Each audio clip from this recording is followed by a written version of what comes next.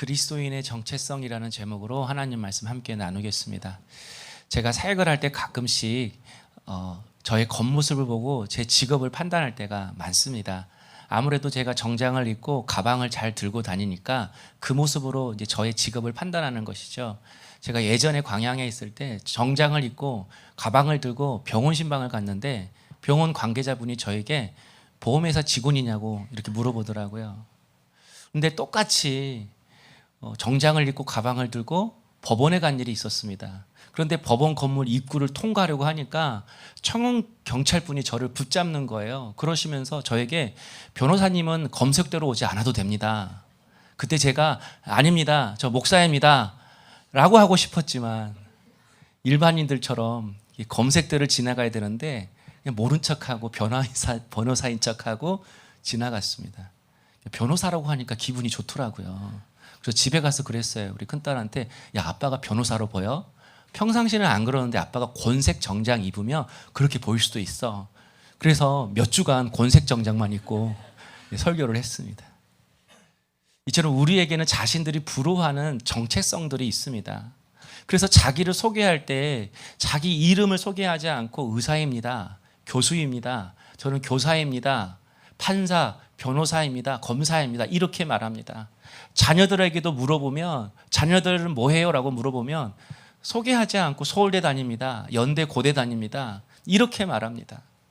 이처럼 우리는 좋은 신분, 좋은 직업이 있으면 그것을 내 정체성으로 삼으려고 합니다. 그리고 많은 사람들이 그런 좋은 직분과 신분, 직업을 부러워합니다. 왜냐하면 세상은 똑같은 사람을 보아도 부한 자, 가난한 자, 유능한 자, 무능한 자, 높은 자, 낮은 자, 잘생긴 자, 못생긴 자로 나누기 때문에 그렇습니다. 겉으로는 세상이 평등, 정의를 외치지만 사실은 능력에 따라, 가진 것에 따라, 외모에 따라 차별하고 판단하기 때문에 많은 사람들이 그런 세상 사람들이 부러워하는 정체성을 가지기를 원하는 것이죠. 그런데 오늘 본문에도 보면 당시 사람들이 가장 부러워하는 정체성을 사도 바울이 가지고 있었습니다. 바로 그 정체성은 사도가 아니라 로마 시민권자였습니다. 25절에 보면요, 너희가 로마 시민된 자를 죄도 정하지 아니하고 채찍질할 수 있느냐라고 바울이 말했습니다. 바울이 유대인들에게 붙잡혔잖아요.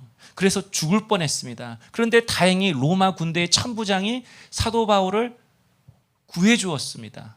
그러나 이 천부장이 사도 바울을 구해준 이유는 그가 로마 시민권자임을 알아서가 아니라 예전에 폭동을 일으켰던 사람으로 착각을 한 거예요. 그래서 내가 저 바울을 붙잡으다가 영내로 데리고 가서 신문을 하고 고문을 해서 저의 정체를 밝혀야겠다. 그 당시 폭동한 사람 주동자 잡으면 승진하거든요. 그래서 이 로마 군대가 사도 바울을 붙잡아서 영내로 들어갔습니다. 그때 바울을 신문하면서 채찍질 하려고 할 때에 바울이 나는 로마 시민권자이다 라고 자신의 신분을 밝힙니다. 왜냐하면 당시는 로마가 세상을 다스렸기 때문에 로마 시민권을 가진 자는 로마뿐만 아니라 로마가 점령한 어디에서든지 법적인 보호를 받을 수가 있었습니다. 로마 시민권자는 반드시 정식 재판 절차를 거쳐야 되고요. 죄의 자백을 받기 위해서 어떤 체벌이나 고문이나 신문 이런 것도 할 수 없었습니다. 또 자신의 재판의 결과가 이렇게 마음에 들지 않으면 항소를 해서 로마 황제 앞에서 직접 재판을 받을 수 있는 권리가 로마 시민권자에게 있었습니다. 그래서 이 로마 시민권자에게 이런 법적인 조치를 해주지 않으면 끔찍한 혹독한 처벌이 가해졌습니다. 그런데 지금 로마 군인이 사도 바울을 채찍질하려고 할 때에 사도 바울이 나 로마 시민권자이다라고 밝힌 거죠. 그 순간 다 바울을 대하는 태도가 달라졌습니다. 지금 이스라엘 영내에 주둔하고 있는 최고의 리더는 지금 천부장입니다. 1000명의 군사를 거느리는 장교이죠. 그런데 28절에 보면요, 22장 28절에 보면 이 천부장이 바울에게 이렇게 물어요. 나는 돈으로 이 로마 시민권을 샀는데 너는 어떻게 이 로마 시민권을 얻었느냐. 그러자 바울이 나는 나면서부터 얻었다라고 이야기를 합니다. 이상하죠? 같은 로마 시민권을 가지고 있어도 나면서부터 로마 시민권을 가진 자하고 돈으로 로마 시민권을 가진 자하고는 엄청난 차이가 있었던 것 같아요. 그래서 천부장이 어느 누구도 두려워하지 않는데 사도 바울을 함부로 결박해서 영내로 데려온 것에 대해서 두려워하고 있다라고 성경은 말하고 있습니다. 이처럼 로마 시민권은 강력한 힘이 있었습니다.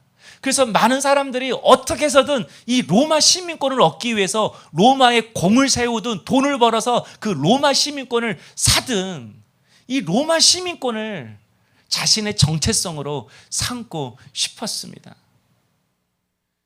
그러나 여러분, 바울은 이 모든 사람들이 부러워하는 로마 시민권보다 자신이 가장 기뻐하고 자신이 가장 자랑스러워하는 정체성이 있었습니다. 바로 그것은 로마 시민권자가 아니라 나는 하나님 나라의 시민권자이다. 빌립보서 3장 20절을 보면요. 그러나 우리의 시민권은 하늘에 있는지라. 우리는 천국 시민권자라는 것입니다. 하나님의 자녀이고 하나님의 나라를 살아가고 있는 하나님 나라의 시민권자이다. 그런 의미에서 바울이 여기서 나는 로마 시민권자입니다 라고 밝히는 그 이유는 로마 시민권이 자랑스러워서가 아닙니다. 고문받는 것이 두려워서 자신의 신분을 밝힌 것이 아닙니다. 로마 시민권을 좋아했다면 바울은 애초에 예루살렘에 오지 않았을 것입니다. 오히려 천국 시민권자이기 때문에 하나님 나라를 살아가는 하나님의 백성이기 때문에 지금 이 고난의 자리, 이 핍박의 자리에 자원해서 사도 바울이 온 것입니다. 그런 의미에서 바울이 자신의 로마 시민권자임을 밝히는 그 이유는 이 신분을 통해서 지금 자신의 사명을 감당하려고 하는 것이죠. 복음을 전하려고 하는 것이죠. 이처럼 바울은 남이 특권이라고 여기고 자랑스럽게 여기는 것들을 부러워하지 않았습니다. 철저히 하나님을 드러내는 도구로 사용했습니다. 저는 여러분이 하나님이 주시는 축복, 하나님이 주시는 은혜가 여러분의 삶의 목적, 여러분의 신분의 정체성이 되는 것이 아니라 하나님의 자녀로 살아가게 하는 그런 도구, 그런 통로로 쓰임받는 그런 은혜가 있기를 주의 이름으로 축복합니다. 그래서 바울이 진정 기뻐하고 자랑스러워했던 것은 하나님의 자녀였습니다. 하나님 나라의 시민권자였습니다. 그렇다면 성도 여러분, 우리의 정체성은 무엇입니까? 여러분은 어떤 정체성을 가지고 살아가고 있습니까?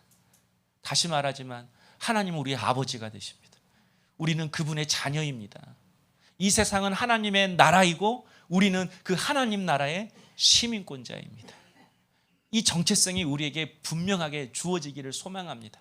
왜냐하면 우리에게 주어진 하나님 나라 이 시민권은 우연히 주어진 것이 아닙니다. 그냥 된 것이 아닙니다. 돈으로 사서 얻은 것이 아닙니다. 예수님의 생명 대신 얻은 것입니다. 그분의 십자가의 고난을 통하여 우리에게 얻어진 것입니다. 그래서 우리에게는 이 로마 시민권보다 더 강력한 힘이 있습니다.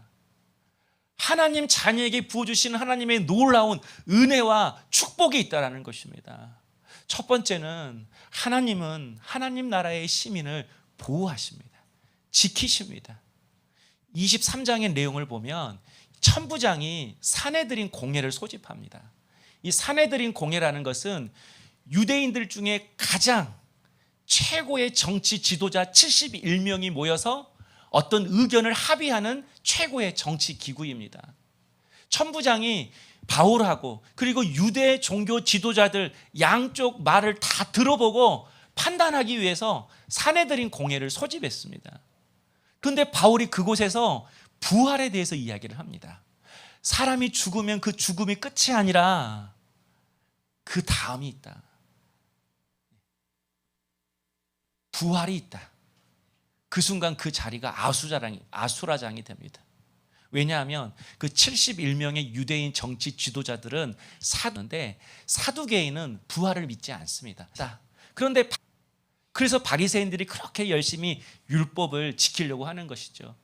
그러니까 원래는 바울과 유대인들의 싸움이 돼야 되는데 바울이 부활이 있다라고 하는 순간 사두개인과 바리새인의 싸움이 된 것입니다.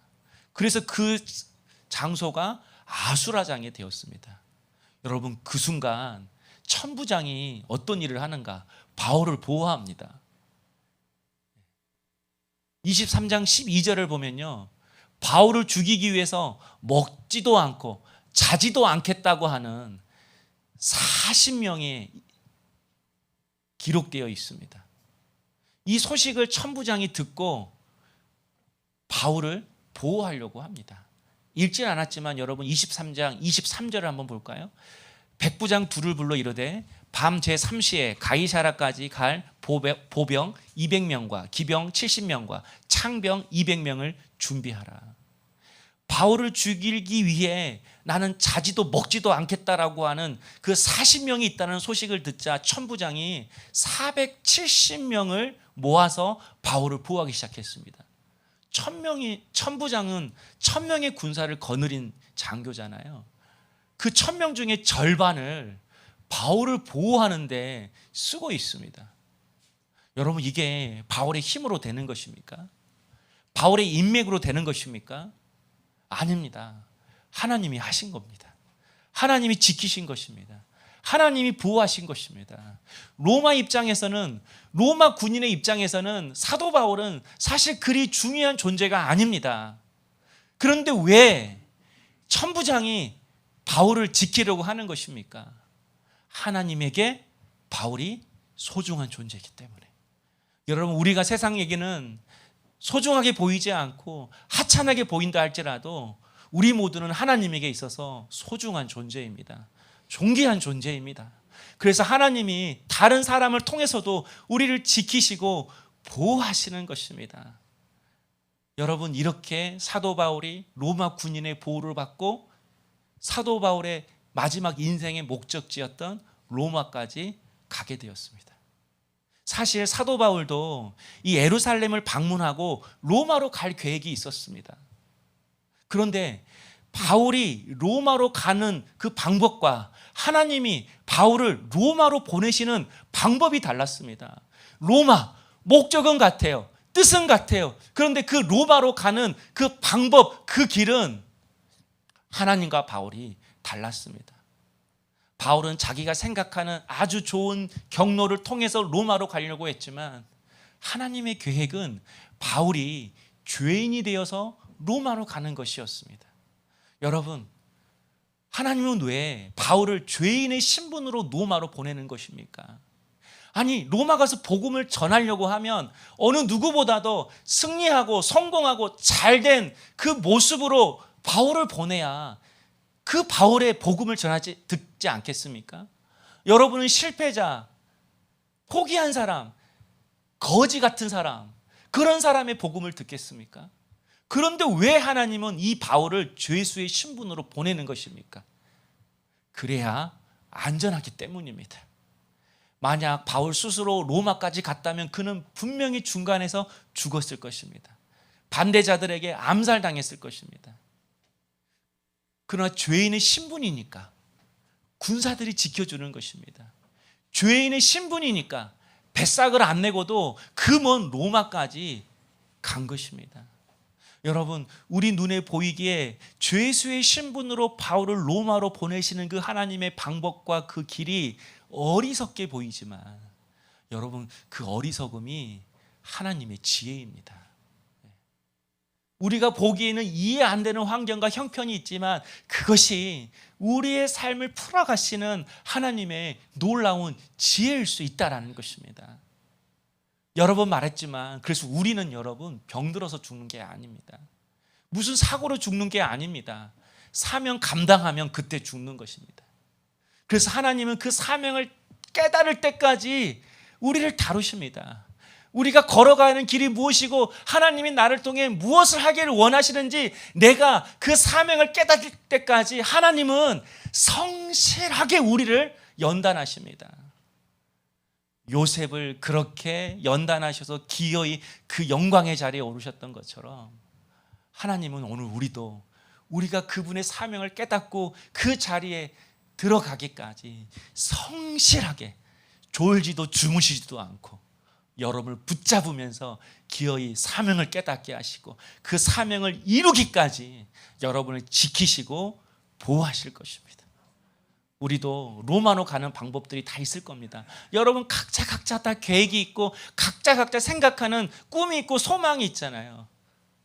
멋있게 그 길 걸어가고 싶고 폼나게 걸어가고 싶고, 그런데 하나님은 때론 그 목적을 죄수의 신분으로 이루어 가게 하실 때가 있습니다.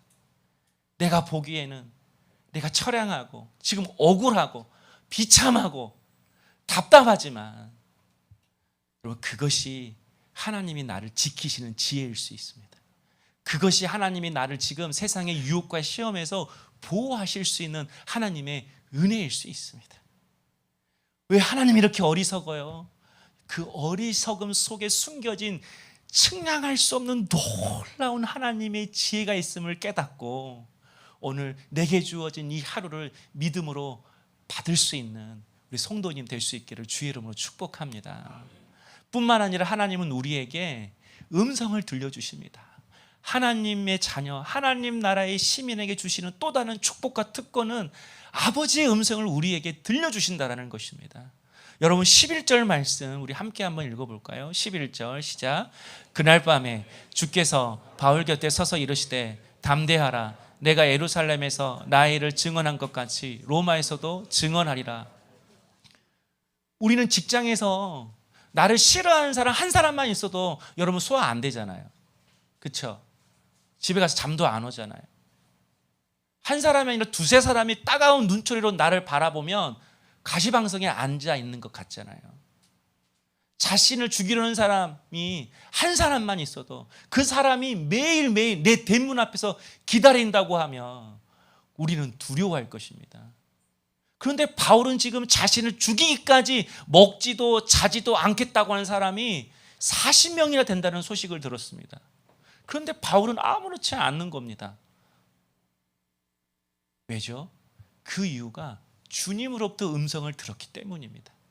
주님은 바울에게 로마에서도 나를 증언해야 한다라고 말씀하셨습니다. 이 말은 무슨 뜻이죠? 내가 너를 로마까지 인도하겠다라고 하는 그 뜻이 담겨져 있는 것이죠. 그래서 두렵지 않는 것입니다. 그래서 염려가 되지 않는 것입니다. 이처럼 하나님은 당신의 자녀에게 반드시 하나님의 음성을 들려주십니다. 그 음성을 통하여 우리에게를 인도하시고 우리에게 평안함과 담대함을 주시는 것이죠. 그렇다면 여러분은 지금 하나님의 음성을 듣고 사십니까? 양은 목자의 음성을 듣는다고 했는데 여러분 목자이신 하나님의 음성을 듣고 살아가고 계십니까? 많은 성도들이 하나님의 음성을 듣고 사냐고 물어보면 제대로 답을 하지 못합니다. 왜냐하면 하나님의 음성을 꼭 오늘 본문에 나오는 바울처럼 들어야 한다고 생각하기 때문에 그래요. 제 소리가 여러분의 귀에 선명하게 지금 들리잖아요. 마이크 때문에. 하나님의 소리도 그렇게 내 귀에 선명하게 들릴 때 그것이 하나님의 음성으로 생각하는 것이죠. 그래서 우리 안에 하나님의 음성은 그래 신령한 사람만 듣는 거지, 기도 많이 하는 사람만 듣는 거지, 자신하고는 상관없는 일이라고 생각을 합니다. 그래서 신앙생활을 해도 나는 못 들으니까 그냥 막연하게 감각으로 느낌으로 짐작하면서 그렇게 신앙생활을 하시는 분들이 많이 있습니다. 그러나 여러분, 신령한 사람만 하나님의 음성을 듣는다면 그분이 우리의 아버지이겠습니까? 어떤 기호를 통해서, 어떤 수신을 통해서 몇 사람만 아는 방식으로 당신의 뜻을 알리시고 인도하시는 분이라면 그분이 선하신 분이겠습니까? 그분이 나의 아버지가 맞겠습니까? 아닙니다. 그분은 반드시 당신의 음성을 들려주십니다. 어떻게 들려주시는가? 예수님이 아버지의 음성을 듣는 방법을 우리에게 가르쳐 주셨습니다. 바로 요한복음 14장 26절에 나옵니다. 보혜사 곧 아버지께서 내 이름으로 보내실 성령, 그가 너에게 모든 것을 가르쳐 주시고 내가 너에게 말한 모든 것을 생각나게 하시느니라. 생각입니다. 하나님은 생각나게 함을 통하여 우리에게 말씀하십니다. 말씀을 읽는 중에, 묵상하는 중에, 기도하는 중에, 찬양하는 중에, 이렇게 함께 예배드리는 중에 어떤 믿음의 생각, 어떤 지혜로운 생각을 떠오르게 하십니다. 바로 그 생각이 주님이 우리에게 말씀하시는 방법이라는 것입니다. 아멘. 여러분, 이것을 믿음으로 받을 수 있기를 원해요. 로마서 8장 6절 말씀을 보면 육신의 생각은 사망이요 영의 생각은 생명과 평안이니라. 어떤 생각을 하느냐, 어떤 생각을 붙잡느냐에 따라서 우리의 인생이 사망이냐 생명이냐 낭떠러지냐 평안의 길이냐가 결정되어진다는 거예요. 그래서 마귀가 끊임없이 우리의 생각을 복잡하게 하는 것입니다. 마귀가 끊임없이 우리의 생각 속에 가룟 유다가 예수를 팔려고 했던 그 생각을 집어넣어 줬던 것처럼, 어떻게 하면 예수와 멀어지지? 어떻게 하면 예수를 팔아먹지? 어떻게 하면 내가 내 방법대로 살아가지? 주님과 멀어지게 하는 생각들을 끊임없이 넣어주는 것이죠. 그러니까 어떻게 되죠? 맨날 고민이 되죠. 고민하면 어떻게 되죠? 분주하게 되죠. 분주하면 어떻게 되죠? 피곤하게 되죠. 피곤하면 어떻게 되죠? 잠이 오나요? 잠을 또 새죠. 시간은 흘러가는데 그 분주함, 그 고민 때문에 주님을 바라보고 주님께 귀 기울일 시간은 없어지는 것입니다. 그러므로 주님의 말씀을 들어도 깊이 생각하는 시간, 짧게라도 묵상하는 시간이 없으면 반드시 우리는 들은 대로 반응할 것입니다. 본 대로 반응할 것입니다. 내 감정대로 반응할 것입니다. 한마디로 육신대로 반응할 것입니다. 사도 바울이 로마서 8장에 육신대로 살면 반드시 죽을진데 영으로서 몸의 행실을 죽여야 하느니라. 성령이 주시는 그 생각을 붙잡을 때만이 육신의 고민과 염려를 끊어내고 우리가 생명과 평안으로 나아가게 되는 것입니다. 주님 앞에 우리가 내 생각을 온전히 드리지 못하면 밖에서도 모자라서 우리는 집에까지 와서 세상 묵상할 겁니다. 현실 묵상하고 자기 형편, 자기 실력 묵상할 것입니다. 여러분, 그냥 부지런히 살면 어떻게 되겠습니까? 이렇게 그냥 열심히 바쁘게만 살면 어떻게 되겠습니까? 깊이 생각하지 않고 가면 여러분이 부지런히 살고 열심히 살고 죽을 힘을 다해 살아도 우리 인생의 방향은 잘못된 방향으로 갈 수밖에 없을 것입니다. 그래서 예수님이 내가 너에게 말한 모든 것을 뭐 한다고요? 생각나게 하리라라고 말씀하시는 것입니다. 말씀을 가지고 생각하고 묵상할 때 주님의 뜻, 주님의 의도, 주님께서 당신의 방법을 생각나게 하실 것입니다. 주의 말씀은 좌우의 나리성 검보다 더 날카롭다고 했잖아요. 그 날카로운 말씀 속에 떠오르는 그 생각이 마귀가 내 머릿속에, 내 생각 속에 심어준 그 세상의 헛된 근심과 유혹의 가지들을 잘라낼 것입니다. 오늘 이 시간 집에까지 가지고 온 것도 모자라서 교회까지, 이 예배까지 가지고 온 고민이 있다면 그 고민이 오늘 이 시간 주님의 생각으로 잘라지기를 원합니다. 주께서 우리의 마음 가운데 평안함과 은혜를 부어주시는 주님의 생각을 부어주시기를 소망합니다. 한동안 답이 보이지 않아서 마음이 답답하고 마음이 힘들었다며 주님이 주신 그 생각 때문에 오늘 이 마음이 하나님께로 향하는 시온의 되려고 활짝 열리는 은혜가 있기를 소망합니다. 바로 이것이 하나님의 자녀에게, 하나님 나라의 시민권자에게 주시는 축복이고 은혜인 것입니다. 책의 제목은 생각나지 않지만 그 책을 쓴 저자가 청년일 때에 큰 지진을 경험했던 그 이야기를 기록한 내용을 읽은 적이 있습니다. 건물 안에 있는데 큰 지진이 일어나서 건물이 막 무너지고 창문이 다 깨졌답니다. 그때 사람들이 살기 위해서 소리치고 이리저리 뛰어다녔다고 해요. 그 순간 자신도 두려움이 왔는데 그 순간 한 생각이 떠오르더랍니다. 이제는 내가 사는 것이 아니요 오직 내 안에 그리스도께서 사시는 것이라. 이 생각이 떠오르는 그 순간 마음속에 평안이 찾아오더랍니다. 다른 사람들은 건물이 흔들릴 때 출입구가 어디야, 비상구가 어디야 소리치면서 아우성이었는데 주의 생각이 떠오르니까 평안이 들어오고 그리고 그 자리에 앉아서 잠잠히 주님을 생각했다고 합니다. 그리고 잠시 있다가 지진이 잠잠해졌대. 그리고 천천히 그 길을 걸어 나갔습니다. 우리 인생도 그러지 않을까요? 인생에 지진이 왔을 때 주님의 생각이 떠오르므로 그 생각 앞에서 내가 멈춰서고 그 생각에 붙들릴 때에 나를 어떻게 해보려고 하는 그 환경 속에서도 우리는 담대하게 걸어 나가게 될 것입니다. 저는 여러분이 어떠한 위험이 올지라도 나의 도움은 천지를 지으신 하나님께 있다. 모든 것이 캄캄하고 인생길이 보이지 않는다 할지라도, 출입구 비상구가 보이지 않는다 할지라도 내 인생의 출입구, 내 인생의 길과 진리는 예수 그리스도이고 그분이 내 안에 계시며 그분이 내 삶을 생명의 길로 인도할 것이다 라고 하는 이 굳건한 믿음, 이 믿음의 생각이 오늘 여러분의 생각 속에 심어지기를 주의 이름으로 축복합니다. 사랑하는 성도 여러분, 정글에서 길을 잃을 때 정글을 벗어나는 방법이 있다고 합니다. 정글 속에서 백날 길을 찾아봐야 찾을 수 없습니다. 그래서 먼저는 가장 높은 나무를 찾아서 그 높은 나무 꼭대기에 올라가서 그 정글을 위에서 보는 것입니다. 그래서 출입구가 어디인지를 찾는 것이죠. 두 번째는 정글을 뚫고 나아갈 쓰는 칼을 좀 갈아서 쓰는 것입니다. 급한 마음에 하루 종일 이가지 저가지 치면서 길 찾으려고 나무만 잘라 제끼다가 길은 못 찾고 어느새 칼날은 다 무디어져서 칠 힘도 없지만 그 칼이 나무 하나 베지 못하는 그런 상황과 경험 속에 처할 때가 있습니다. 그래서 어느 정도 칼을 휘둘렸으면 칼날을 갈아야 합니다. 여러분, 어느 정도 이제 몸부림쳤으면 기도의 칼날을 가셔야 합니다.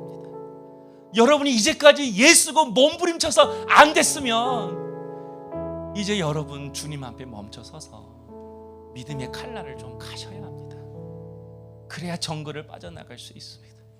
우리 인생은 정글보다 더 복잡하지 않나요? 우리의 인생을 길을 걸어갈 때 어디로 가는지도 모르고 열심히 그냥 하루 종일 칼만 쉴 새 없이 휘두르다가는 여러분 길을 잃고 탈진하고 결국 쓰러지고 말 것입니다. 오늘 이 시간 내 인생의 상황 속에서 그 세상의 어떤 나무보다 더 높고 위대하신 우리 그분을 바라보십시다. 그분의 시선이 어디인지 우리 그 시선이 내 인생의 출입금을 깨닫고 아버지 시선에 내 시선을 두십시다. 우리 어떠한 순간에도 내 정체성이 하나님의 자녀이고 하나님 나라의 시민권자임을 잊지 말고 하나님 나를 보호하신다. 하나님 지금도 나에게 음성을 들려주신다. 이 음성 가지고 마귀의 그 시험과 유혹 앞에서도 우리 당당하게 걸어 나가십시다. 지금 나의 신분이 죄수의 신분이고 실패자처럼 보이고 직장이 없고 아무것도 이루어지는 것이 없은 실패자처럼 보인다 할지라도 그것이 세상의 유혹과 마귀의 공격을 이기게 하시고 보호하시는 하나님의 지혜임을, 그리고 그런 어려운 상황 속에서 나를 이끄시고 나를 인도하시고 반드시 당신의 꿈을 이루어 가시는 하나님의 지혜요 하나님의 은혜임을 우리 믿음으로 받아들이십시다. 그냥 열심히 살아가다가 본대로 느끼는 대로 감정대로 반응하는 삶이 아니라 우리 말씀에 반응하십시다.